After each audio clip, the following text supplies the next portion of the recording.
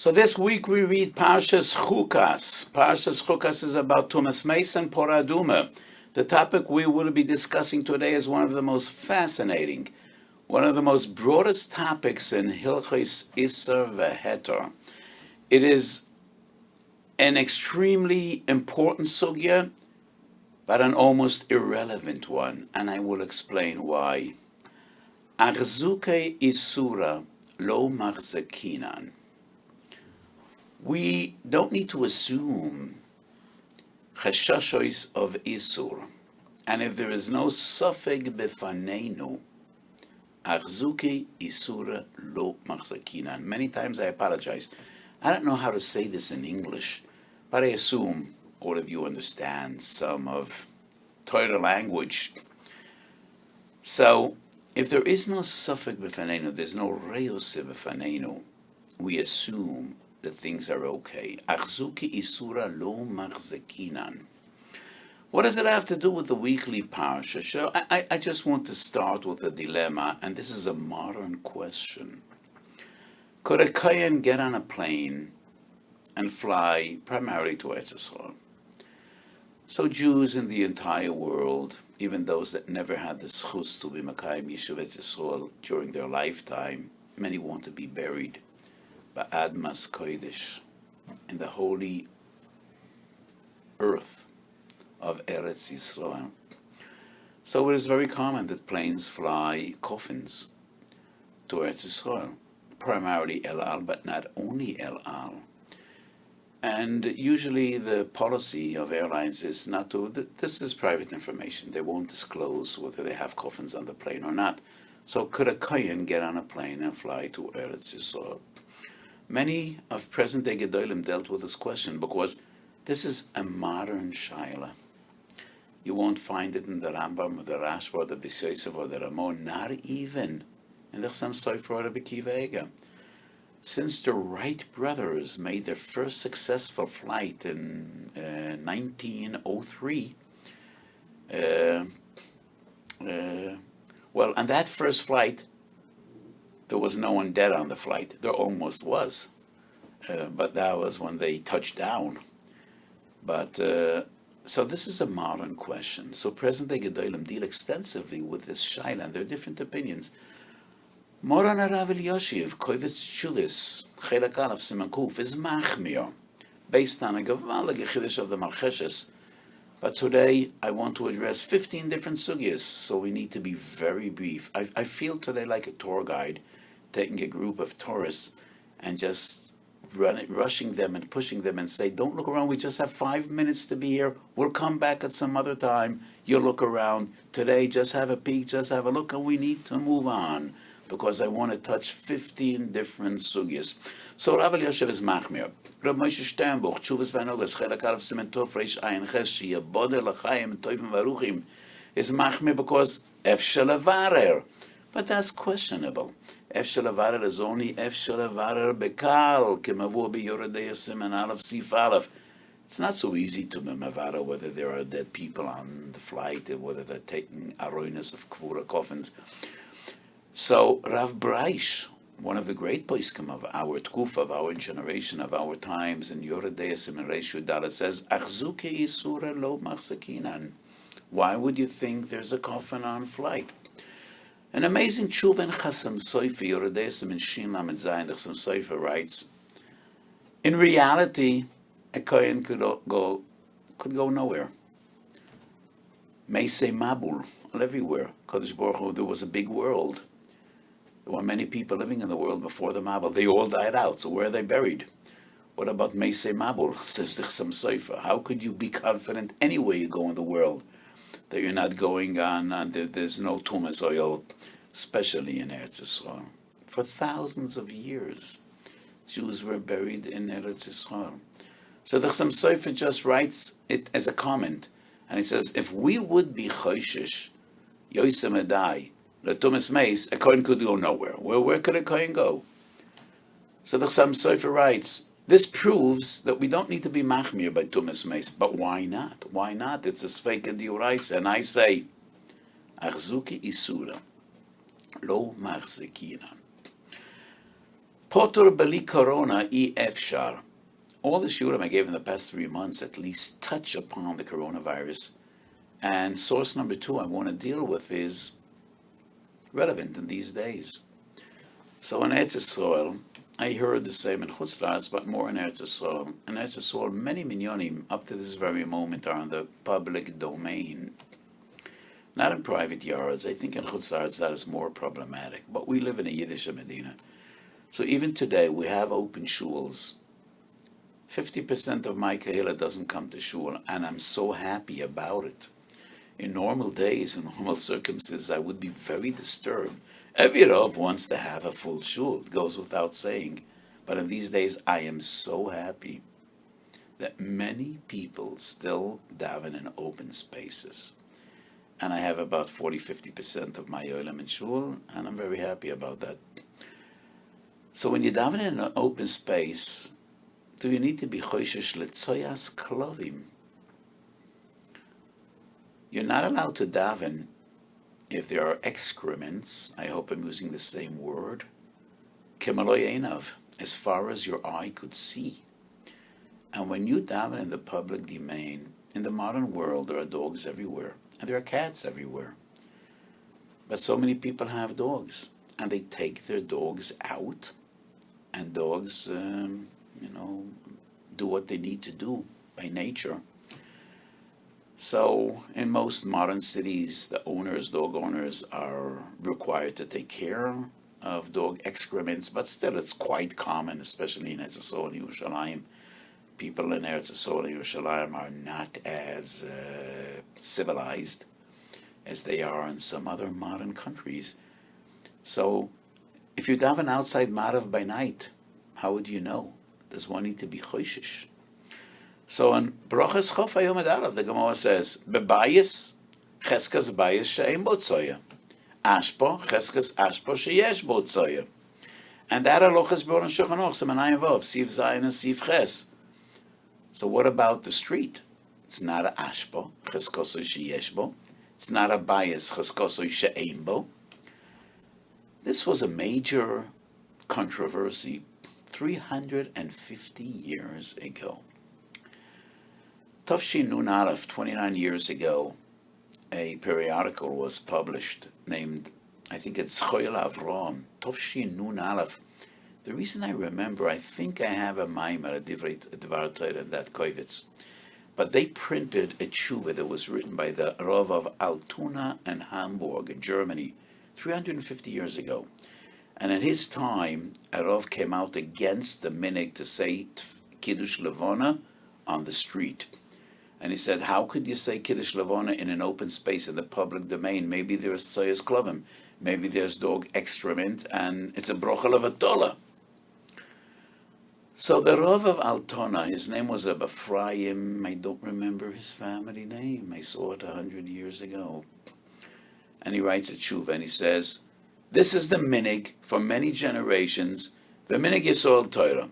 And he turned to the two of the greatest gedolim of his generation, Rabbi Cheskel Katzenelbogen, Shalosh Teshuvas Knesses Yecheskel, and Rabbi Moshe Chagis, who was the Rav in Yerushalayim in those days, and his sefer is Leket HaKemach. And they both said the same. This is the minig, and we do not need to be choishish, but they do not explain, and why not? And why not? L'chor it's a sveike diuraisa. And I say, achzuki esura lo machzikina. So the street is somewhere between ashbo, cheskoso sheyeshbo, bayis cheskoso she'embo, but we don't need to be choishish because achzuki esura lo machzikinan. And because we're dealing with an abstract concept, we never will thoroughly understand an abstract concept until we give actual examples and details. So the most fundamental and earliest source of this Yesod is an Avodah Zorah Yud Aleph Omud Beis, and the Mishnah says, you're allowed to do business and sell and buy things in a city that has Avodah Zorah. And you do not need to be choishish, maybe the money you're getting is the Mei Avodah Zorah, which is also Ba'anoah. And the Gemara says, from this Mishnah we could learn that a Jew and a non-Jew could put their pots and pans on the same stovetop. And you don't need to be choishish for blia. Maybe some liquid will be spilled or squirted from one pot to the other, from one pan to the other. Maybe the goy will mistakenly put nevelis into our pot and not into his pot. You don't need to be chayshish. So this is an interesting comparison. We learn Issa v'heter from the Avodah Zorah. And why don't we need to be chayshish? Rashi explains. Lo machzekinan isura. When there is no suffix befanenu, lo machzekinan isura. Second source, just as important as the first one, because it's a Gemara. And it's once again Rashi explaining the Gemara. Chunen memches omud beis.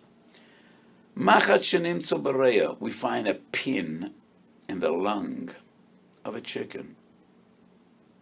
There are two ways a pin or a nail or any other metal object could find its way into the lungs of an animal or a human being. Either through the kana, the windpipe, or through the veishit. If it came to the lung through the kana, it's kosher, because there is no nekev. If it came through the veishit leads to the belly, to the intestines, not to the lung. Then obviously it pierced the veishit, and that's the way it got into the lung. And that would be a treifa. Nikav veishit is treifa. So it's a machlokes amaroim. Rabbi Yochanan is machshir. V'alochik Rabbi Yochanan. It's kosher. Rashi explains. It's more likely that the pin or the nail found its way into the lung through the kana and not through the veishit, because the kana leads to the lung, the veishit does not. And if that pin or nail would have pierced the veishit, there should be a hole, and there is none one. But nevertheless, Rashi says, Arzuki esura lo machzikinan. We don't see a hole, we don't see blood, we don't see a wound, and that is why we assume it's kosher. So these are the two Gemaras which Rashi explains based on the fundamental principle, Arzuki esura lo machzikinan. There are 5 different halachas and hilchas Pesach based on this principle. And I'll just briefly mention the 5. Tuf samach zayin siv gimel. Chitin shabo bisfina. Grain that was brought on a ship or a boat. If the grain looks good, not cracked, not bloated, then we assume it didn't come in contact with water. And you could use that for matzahs. The Torah brings, this is a machlokes between the Goinim, and Reb Tzemach Goin says it's mutar. Why? It is quite common, especially grain that came on a boat, that it was exposed to water. If the grain looks good, achzuki yesura, lo machzekinan. And the Torah brings a similar machlokes between the Ravan and other Rishonim regarding dvash shel goyim. Sometimes the goyim used chametz in their honey. Do we need to be choishish? The Ravan is mekel. Others are machmir. In the very same siman, Tov Samazayin Sif Ches, Shonoch Maskens, Lekole. Why? Same principle.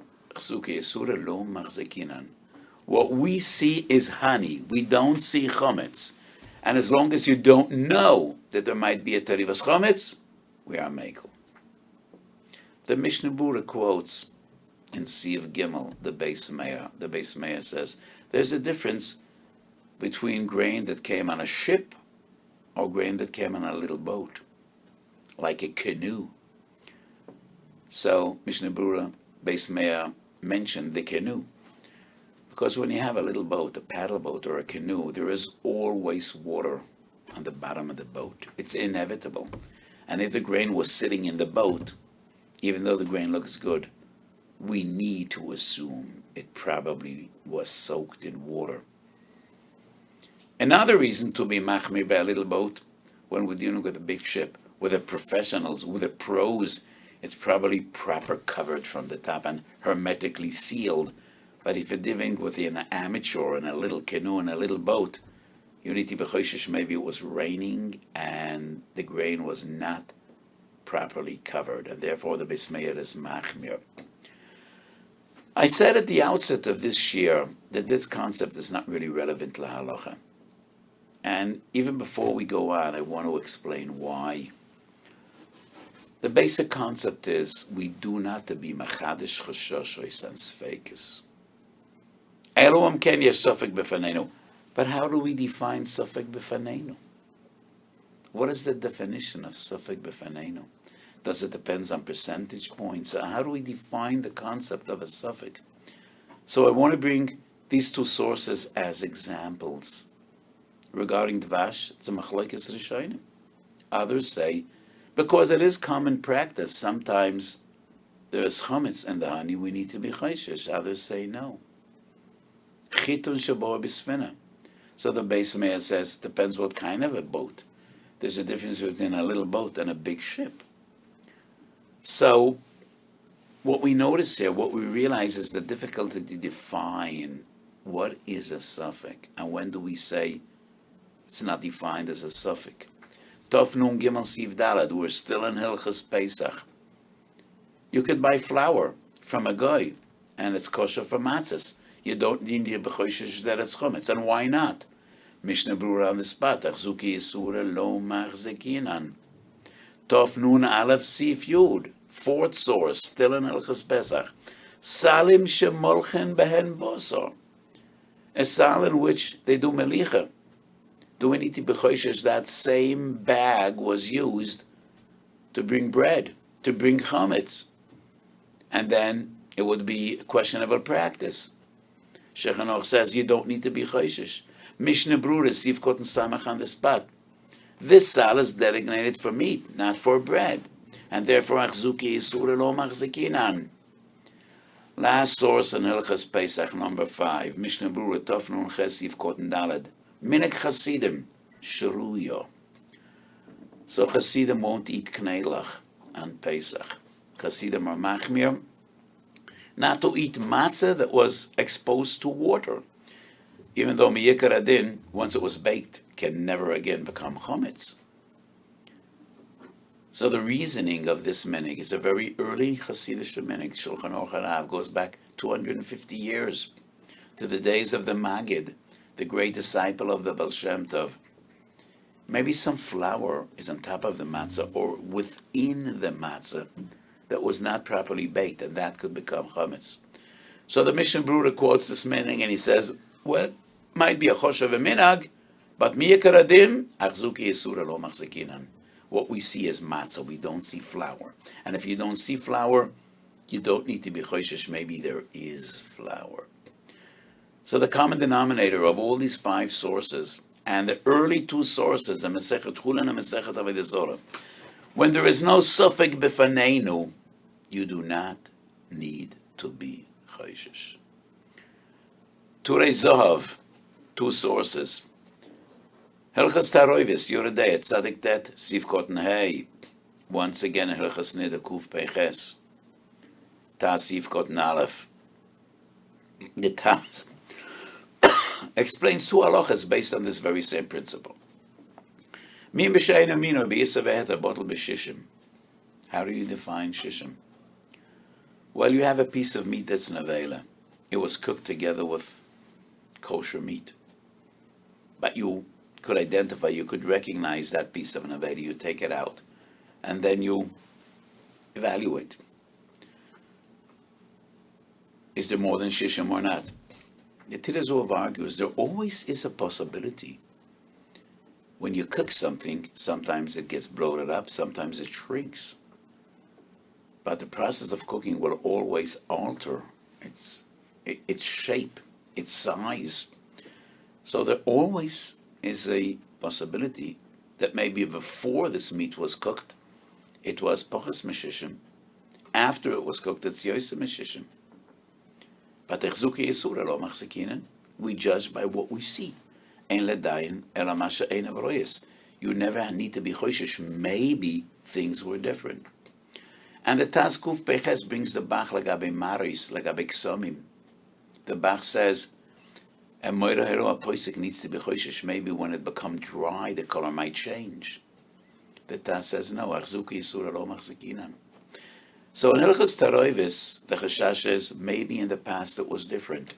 Hilchos Nida, the Chashash is maybe tomorrow it will be different. The Taz has the same opinion regarding both halachas. What you see is what you relate to. And you never need to be choishish. Maybe it was different or it will be different. Why? Achzuke isura lo machzekina. I could go on and quote many other sources. But the two most important sources are the Taz and Kuf Memalaf Yoredeya and Shach and Pei Gimel Yoredeya.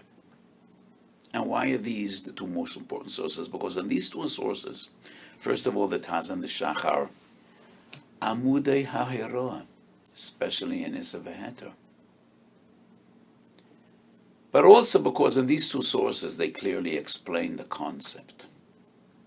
Kuf Memalaf is Hilchas Avodah Zorah. Kuf Memalaf Sifanat, the Shechanot differentiates. And it's a basic source, a Sugya Masechet Avodah Zorah, between Avodah Zorah Shel Krochim and Avodah Zorah Shel Kforim. Avodah Zorah Shel Krochim, not Avodah Zorah, but Slomim, which means statues, monuments. Most monuments in the city centers are just to honor people. Some of them are Confederate generals and others are the Unionists. Crazy times we're living in. But usually most of those monuments and most of those statues are just to honor people. Historic figures, leaders, army leaders, political leaders. They're not really Avodah Zorah, but some of them are Avodah Zorah, especially in different cultures, in different times, in different places.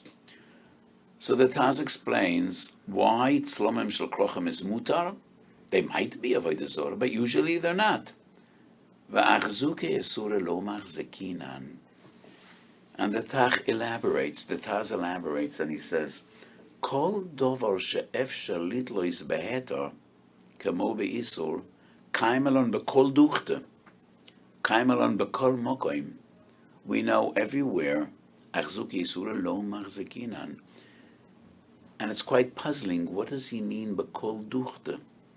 I quoted various sources. So, what does the Taz mean? Kaimelon bekol duchte. Does he mean the sources that we quoted? Maybe. He's holding his cards close to his chest, and he doesn't share with us what are the basic sources. But the Taz explains this halacha. Most of those monuments and statues are just l'kvodim shel basar v'dam. They might be Avodah Zorah, but as long as you don't know, and you don't have a sufik b'faneinu, then achzuk yisur lo machzekinan. Siman Pei Gimel is dinei dogim. Siman Pei Gimel, Siv Hey, the Rama says, when you buy kosher fish in the fish market, you don't need to check. Ein tzorech lahachmir v'lefashbish v'livdoi kim yesh dogam tameim. We know that sometimes dogam tameim are together with dogam tahirim. Fish are not very diligent about social distancing. They also ain't racists, and they also aren't makbid begidri hatznius. So they usually mix and mingle with each other. So fishermen do know where to catch the tuna, the salmon, the pike, the bass, the various kosher fish. But as a kid, in the Catskills, I loved fishing. And many a catfish did we bring in. So most of the fish were kosher fish, and my mother used to bake or cook that fish that we caught in the river. But it was very common that you got catfish, which is a dag tomei. So there are more rights. If you buy kosher fish, and what you see is kosher fish, ain't tzorech lahachmir v'livdoi v'lefashbish. And why not? If we know that it's quite common, some of the fish might be non-kosher fish, why not? Writes the Shach, achzuki yisura lo machzekinan. What you see is kosher fish. What the guy sells is kosher fish. So there might be some non-kosher fish, some dogim tameim, Lo machzikin isura. And then the Shach writes a gewaldige chiddush. But you could check. Shach writes, when we have a suffik befanenu and we want to be mekel al pi rov, al pi chazok, al pi svek sveika, koleche de ike levarurei mevarerinan. If you could check, you need to check. But when we say achzuki isura lo machzekinan, it's not a suffix. It's not defined as a suffix, and therefore, even if it's not a tercha at all, you still don't need to check, and that's a gewaldige chiddush. Pei Gimel Sifkut Yud Aleph and Shach, based on the same assumption, achzuki isura lo machzekinan. And I want to bring two examples in later generations which caused a real controversy, a real halachic palmos, a halachic controversy. One goes back almost 200 years. Tzikoria. Tzikoria was a certain version of coffee which was very popular in Jewish towns in Eastern Europe. It wasn't very expensive, and it was a very common staple in Jewish homes. So in the days of the Divrei Chaim and Rabbi Yehuda Assad, those were the greatest gedolim of that era.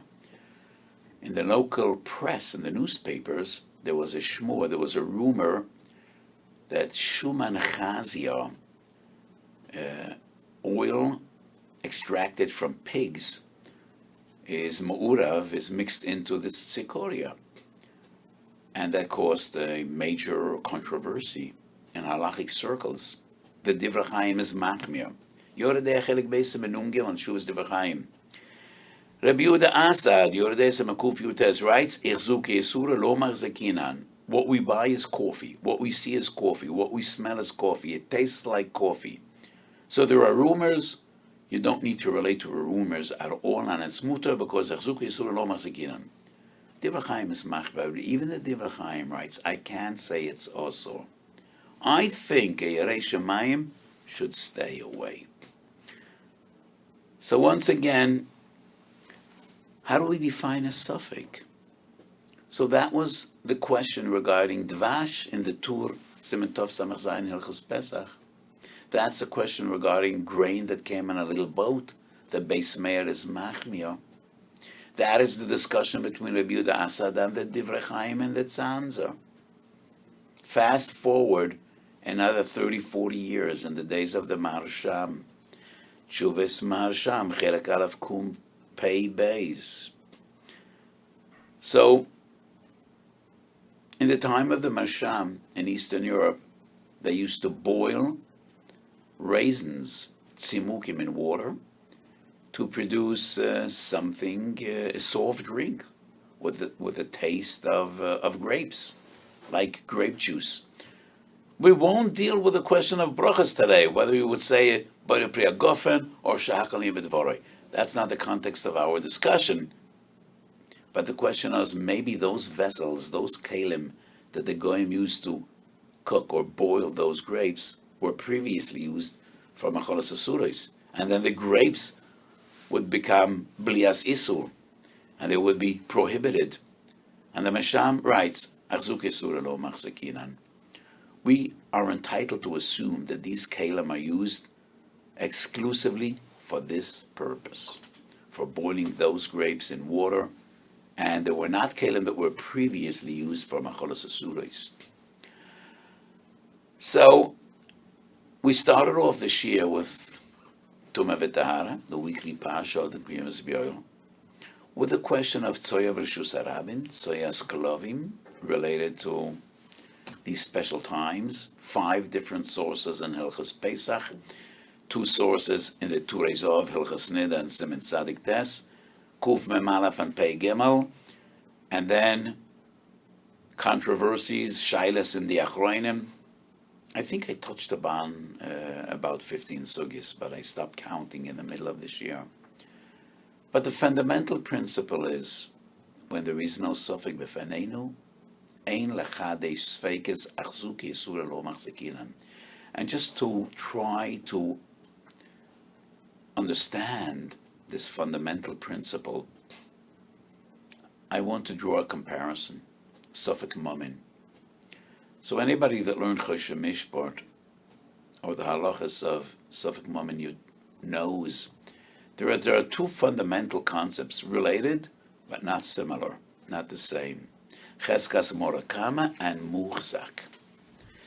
Cheskas Morakama is especially relevant when the question is in karkois, land, real estate. So if the person could prove ownership in the past, anybody that claims to be owner in the present, he is the one that needs to bring proof. By metaltalin and money, muhzak is the overpowering argument. If the money is in his possession, there's a fundamental difference between the two concepts. Cheskas Morakama is a concept we use when we have a suffix. Muhzak says we don't have a suffix. If a person has anything in his sole possession, and if you can't prove otherwise, we assume that the money is his. It's not because we know the money is his. It's not because we have a raya the money is his. But it is fair to assume. I mean, you are the one that's the moitzi. You are the one. You need to substantiate your claim. You need to prove your claim. And Chazal, the sentiment Chazal expressed, explaining this halacha is, Man dekov leke'eva azel v'yaseh. If anything hurts you, you got to treat yourself. It's not his problem at all. So if you argue what is his is actually yours, bring proof. As long as you don't bring proof, there's no suffix. In a similar vein, I think, when you have a suffix, we use cheskas heter, we use roiv. When you have a suffix, we deal with svek. Achzuke isura lo machzekin, and exactly like the Shach explains it in Simcha Pei Gimel, means we don't have a suffix. We are entitled to assume, as long as we don't have a suffix, that everything is mutar. So as I said, practical implementation of this principle is virtually impossible. Because we see 1,000 years ago and 200 years ago and 500 years ago the difficulty of how do we define a suffix? What exactly is a suffix? But the importance of this yesod is twofold. First of all, to understand all these various different halachas that we find in Shulchan Aruch and in Sugis Shas. The other one is the philosophical point. Many times I try to explain to my talmidim, Koiche de Hetera Odif is not a b'di'evet. Koiche de Hetera Odif doesn't mean it's a gzera she'ein rovet zibe yechoil lamed boy. Koiche de Hetera Odif is the very nature of halacha. It is the way HaKadosh Baruch Hu wants it to be. If you can't prove something is asur, we assume it's mutar. Not the other way around. You don't need to prove something is mutar, and if you can't prove it's mutar, meile it's asur. No. Koiche de Hetera Odif means Stome de milsa things are mutar unless we have a reason to believe that they are not, that they are asur. And that is what Chazal and the Rishonim, it's actually not a lashon that we find in Chazal, but Rashi's interpretation of Chazal. Achzuke isura lo machzekina. So many times people ask a shayla, and I give a psak, and they ask me, is it for B'nai Torah as well? And I wonder, I think that Beis Yosef was a Ben Torah. I think he was a choshev of Ben Torah. So was the Ramah, and so was the Mogen Avram and the Taz and all those giants. So we don't have two Shulchan Aruchs, one for the simple people and the other for the B'nai Torah. Actually, in Chazal, for B'nai Torah were Mekel Tfei. Various different sugas we find that were Machme Lefi She'einom B'nai Torah. And if they're not B'nai Torah, we need to be Machme Yoisar. Schoyer Schoyer. Amron lenazira, lekamaroi tikrav. That is especially lemisha einoi bein Torah. So koiche de Torah odef is the very nature of halacha. I don't see myself as a makel, neither as a machmir. I just always strive to understand amiton shel Torah. But the very nature of halacha is achzuke isura lo machzekinan.